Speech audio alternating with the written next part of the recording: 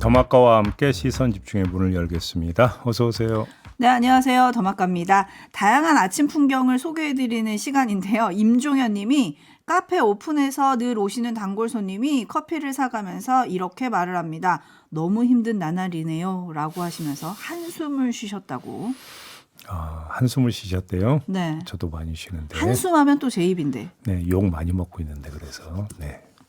네, 대기실에서 아침에 들어올 때 한 10번은 듣는 것 같아요. 한숨. 네. 이게 이제 지금은 끊었습니다만 과거에 과다 흡연에 따른 생리 현상이다라고 저는 변명을 하는데 별로 고개 끄덕이는 사람이 없더라고요. 네. 그러게요. 아마 임종현님 카페에 오신 이 단골 손님도 뭐 여러 가지 이유가 있으시겠죠, 그렇죠? 하지만 오늘 조금 힘내시길 바란다.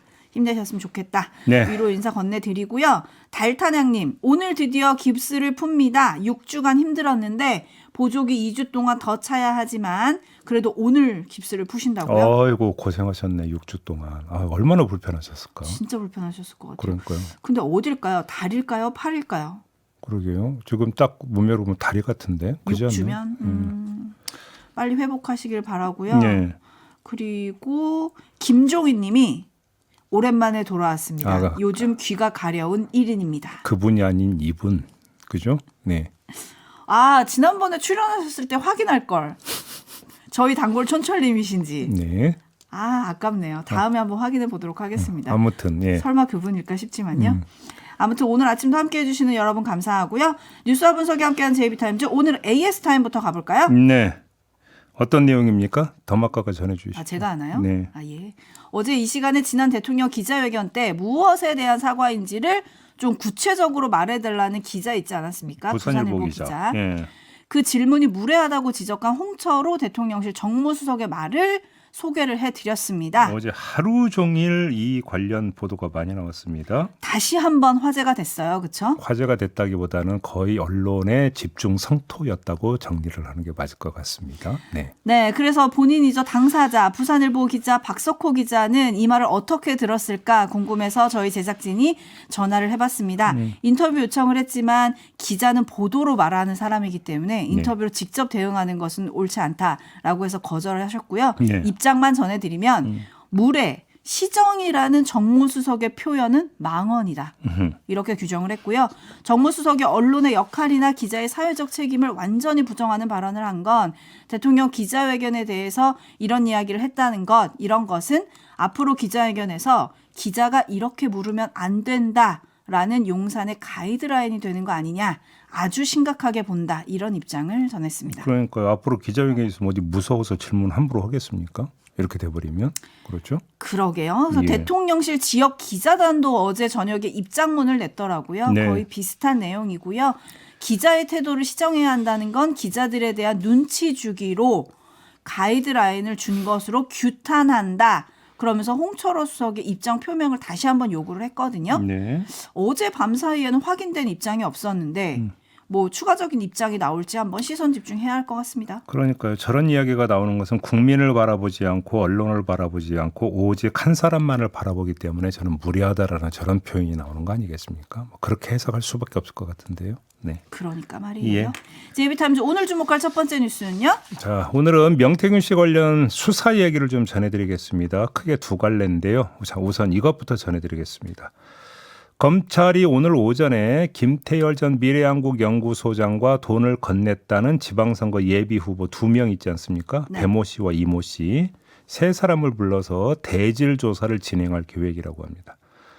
검찰이 명태균, 김영선 두 사람과 함께 예비 후보 2명에 대해서도 구속영장을 청구했지만 법원이 범죄 성립 여부에 관해 다툼이 있다면서 기각을 한 바가 있었는데 이 기각 결정에 따른 보강 수사 차원 일단 이렇게 이해를 해야 될 것 같습니다. 네, 서로 간에 지금 말이 조금씩 다르다는 거죠? 그렇습니다. 김태열 전 소장은 명태균 씨가 받을 돈을 대신 수령한 것이라고 주장하고 있고 명태균 씨는 김태열 전 소장이 예비 후보들에게 빌린 돈이라고 주장하고 있고 배모 씨는 미래한국연구소 운영자금으로 빌려줬다고 말하고 있고 이모 씨는 공천을 목적으로 돈을 건넸다고 말하고 있고 제각각이라는 거죠.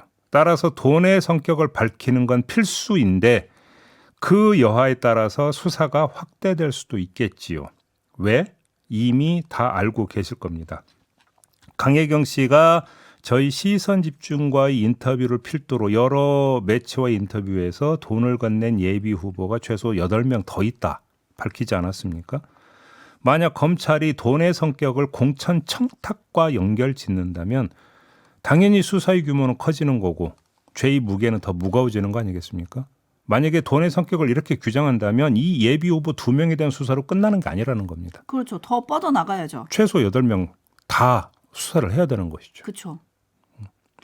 그리고 어제 강혜경 씨가 다른 프로그램에서 인터뷰에서 말할 때는 본인이 말한 최소 8명 플러스 검찰이 확인한 2명 해서 최소 10명이 더 있다고 얘기를 했거든요. 그러니까요. 그리고 암호화, 이제 본인만 알아볼 수 있는 암호로 적은 암호 장부 이런 거에 대해서도 다 검찰에 제시를 했다고 했기 때문에 수사는 더 뻗어갈 수밖에 없는데 지금 좀 전에 제이비가 얘기하신 그 구속영장이 이제 발부되지 않았던, 받아들여지지 않았던 그 예비 후보 2명 있잖아요. 네. 그 사람들과 관련해가지고 명태균 씨, 김영선 전 의원, 김태열 전 소장이 참여한 대화의 녹취를 검찰이 확인했다. 이런 보도가 아침에 단독으로 나왔어요. 한국일보가 보도했는데요. 이 대화 녹취록을 보면 김태열 전 소장이 차에 돈을 실었다는 취지로 발언한 내용이 담겨 있다고 합니다. 네. 자, 누구 차에 돈을 실었느냐 확인을 해야 되는 거고요.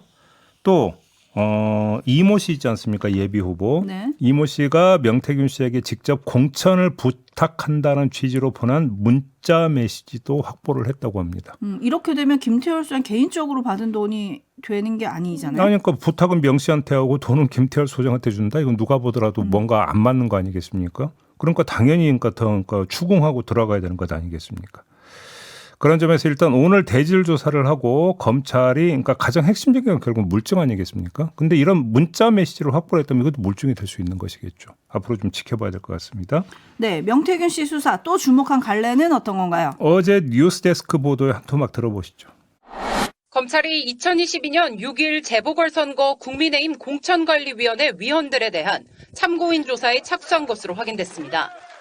창원지검 수사팀은 최근 서울에서 당시 공관위 위원들에 대한 출장 조사를 진행한 것으로 파악됐습니다. 수사팀은 이들을 상대로 당시 공천을 결정하는 과정에서 대통령실로부터 연락을 받은 게 있는지 등을 물은 것으로 전해졌습니다. 검찰은 공관위원들에 대한 조사를 마치는 대로 당시 공관위원장인 윤상현 의원과 부위원장인 한기호 의원, 이준석 당시 당대표 등에 대한 조사도 진행하겠다는 방침입니다.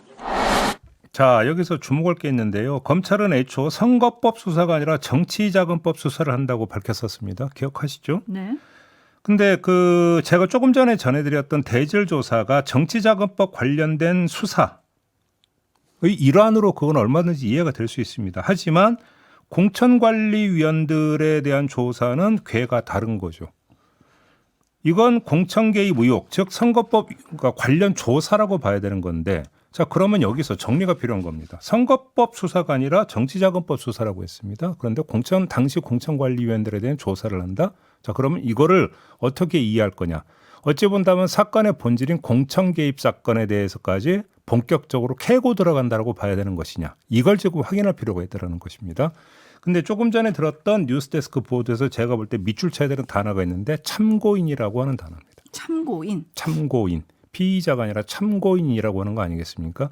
만약에 공천 개입 사건에 대해서도 그러니까 본격적으로 캐 들어가고 여기에 사법의 어떤 뭐냐면 칼을 댈 요량이라고 한다면 어느 시점에 가서는 피의자가 나올 수도 있다라는 이야기가 됩니다. 왜냐하면 공천 개입의 통로가 당시 공관위원 중에 그 누구나 이렇게 될 가능성을 배제할 수가 없기 때문에요.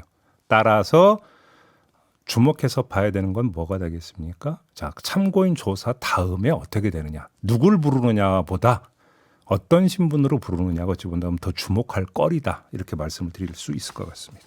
네, 마진가님이 가지치기 하려고 공관이 조사하는 건가요? 몸통을 수사해야 하는 거 아닌가요? 라고 하셨는데 지금 제이비가 말한 것처럼 일단은 참고인 조사지만 그 뒤에 누구를 어떤 신분으로 부를 거냐, 이게 옆으로 쫙쫙쫙 퍼질 거냐, 위로 쫙쫙쫙 올라갈 거냐, 요거를 지금 시선 집중해야 한다 이 말씀이시죠? 위로 올라가야 되는 거고 위로 올라가려면 뭐가 필요합니까? 사다리가 필요하다는 겁니다. 발 딛고 올라설 사다리가 필요한 건데 그 사다리가 뭐가 되겠습니까? 정말로 공천 개입이 있었다라고 한다면 공천 개입에 대한 창구를 특정하는 것. 이게 1단계 조치라고 봐야 되는 거 아니겠습니까? 그리고 이 사람이 창구다라고 판단하는 순간에 그 사람은 참고인이 아니라 뭐가 되겠습니까? 피의자가 될 수도 있는 거 아니겠습니까? 네. 그래서 드리는 말씀입니다. 네. 근데 이게 지금 재보궐선거 공간이잖아요. 그렇습니다. 근데 이때는 지방선거도 같이 있었으니까 지금 그거에 대해서는 그러면 그때 공관위는 수사 대상이 아닌가요? 지금 여기 뉴스데스크에서 보도한 공천관리위원회는 국회의원 재보궐 공천관리위원회고 지방선거 공천관리위원회는 따로 있었거든요. 네. 그때 공천관리위원장은 정진석 현 용산 비서실장이고요. 네. 그러니까 당시 지방선거 공관위원들에 대한 조사가 이루어졌다는 얘기는 아직은 나오질 않고 있는 상황입니다. 그러니까요. 네, 계속 시선 집중하겠습니다. JB타임즈 다음 주목할 뉴스는요? 국정원이 어제 국회 정보위에 보고한 내용인데요. 간략히 추려드리면 이런 겁니다. 11군단 병력 중심으로 구성된 북한군 11,000여 명이 러시아 동북부에서 현지 적응 훈련을 마치고 10월 하순경에 쿠르스크로 이동 배치됐고 현재 러시아 공수여단과 해병대에 배속돼 전술 및 드론 대응 훈련을 받고 있다. 그리고 일부는 전투에 참여한 것으로 파악됐다. 요게 하나고요. 북한이 폭탄과 미사일 외에 170mm 자주포와 240mm 방사포 등 장사정 포까지 추가 수출을 했는데 러시아가 기존에 사용하지 않는 무기들이기 때문에 운용 교육이라든지 정비를 위해서 북한 병력도 함께 파병됐을 가능성이 높다. 이게 두 번째입니다. 세 번째. 최선희 외무상이 10월 28일부터 11월 6일까지 러시아를 방문했고 11월 4일에 푸틴과 면담을 가졌는데 상당히 중요하고 민감한 얘기들이 있었을 것이고 특히 김정은 위원장이 러시아를 방문할 수도 있다. 요 세 번째 내용이 이런 건데 요 내용을 국회 정보위에 보고를 했다라는 겁니다.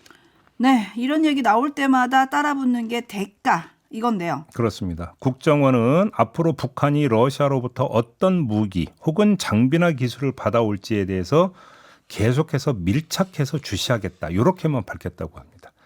대가가 무엇이다라고 특정을 하지는 않았다고 하는 건데요. 그런데 미국의 세뮤얼 파파로 인도 태평양 사령관이 한 말이 어제 국내 언론 보도를 탔습니다.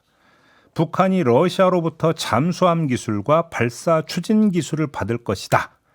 우리는 이러한 바다의 변화를 무시해서는 안 된다라고 말을 했다라는 겁니다. 바다의 변화? 자, 파파로 사령관이 왜 콕 찍어 이걸 말했는지 좀 더 분석을 해봐야겠지만 두 가지 점을 일단 모두 함축하고 있다라고 하는 1차 분석은 가능할 것 같습니다.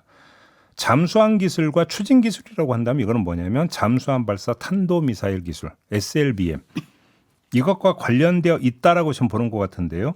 SLBM은 언제라도 미국 본토를 칠 수 있는 무기 대륙간 탄도미사일과 함께 미국 본토를 언제라도 칠 수 있는 무기라는 점에서 미국이 신경을 곤두세우고 있는 것이다라고 하는 점을 일단 먼저 확인을 해야 되고요. 잠수함과 바다를 강조를 하면 뭐가 함께 부각이 되는 겁니까? 미국의 인도 태평양 전략의 당위성과 필요성이 그만큼 더 부각이 될 수 있다라는 점도 함께 봐야 될 것 같습니다. 일단 여기까지만 한번 분석을 해보고요. 네. 나머지는 2부에서 국회 국방위 소속 유영원 국민의힘 의원과 인터뷰가 예정돼 있습니다. 여기서 좀 더 자세하게 한번 파보도록 하겠습니다. 네, 지금 데이지님이 전쟁이 언제 끝날까요? 끝나긴 할까요? 라고 좀 물어주셨는데 사실 트럼프가 다시 등장하면서 이 전쟁은 좀 빨리 끝날 수도 있다 이런 얘기가 나오고 있는데 지금 상황으로 보면은 조금 더 위험해지는 상황으로 가고 있는 거 아닌가요? 이게 이제 그 끝날 것을 예고했기 때문에 막판에 지금 치열하게 가고 있는 건지 뭔지 이것도 사실은 성격 규정이 좀 돼야 되는 거거든요. 네. 촛불도 꺼지기 전에가 제일 밝다고 하지 않습니까? 뭐 비유가 적절했는지는 잘 모르겠습니다만 아무튼 뭐 그런 분석도 있습니다. 네, JB타임즈 다음 주목할 뉴스는요? 정부가 일본의 사다광산 유네스코 세계문화유산 등재에 동의해주는 조건으로 내걸어서 관철시킨 게 매년 추도식을 여는 거 아니었습니까? 그 추도식이 24일 일본 사도섬 서쪽에 있는 니가타현 사도시 시민문화회관인 아이카와 개발종합센터에서 현지 민간단체와 지자체로 구성된 실행위원회의 주관으로 열린다고 하는데 이 종합센터에 들어갈 수 있는 인원이 한 100명 정도밖에 안 된다고 합니다.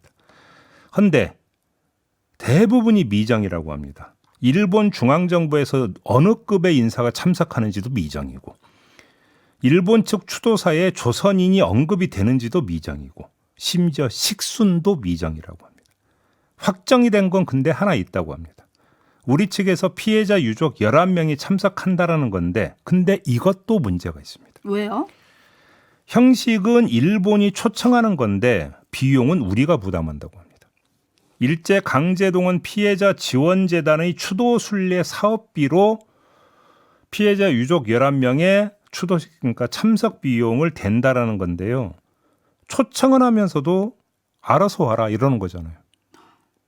보통 초청하는 쪽에서 경비 일체를 부담하는 거거든요. 그럼 초청이라고 표현하면 안 되는 거 아니에요? 그러니까요. 아니 조선인의 희생을 추도할 요량이라면 일본 측에서 이런 모습을 보이겠습니까? 결코 내부일 수가 없는 거 아니겠습니까? 도대체 이게 뭐냐라는 겁니다. 그래서.